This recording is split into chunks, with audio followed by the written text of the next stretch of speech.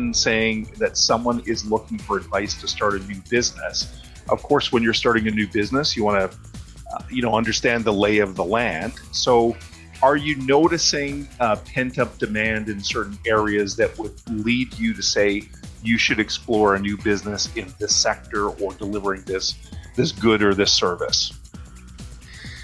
Well, we're certainly, I'm opening a brand new restaurant. Okay. And we're getting inundated with people wanting to get out and visit. So again, some of it's just the ordinary course. Yeah. We've lost a lot of restaurants. We've lost a lot of small businesses. Landlords, some places have been unkind and made things difficult.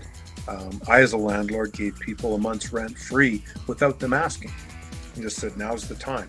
And then we got into negotiations after that. But I started with, here's a free month's rent. And I've got friends who are still in dispute going back to last March, April when they had to close.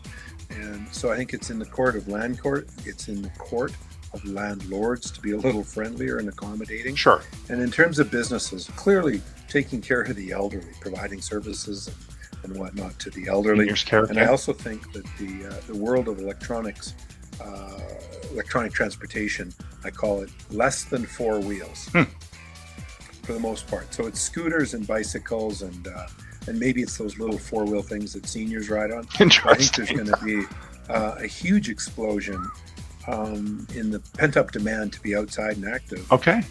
Even more so in the world of the electronics. I'm a huge fan of the electronic tools, and I jokingly call them coal-fired bicycles, but they are still the electronic tools and the future of electricity.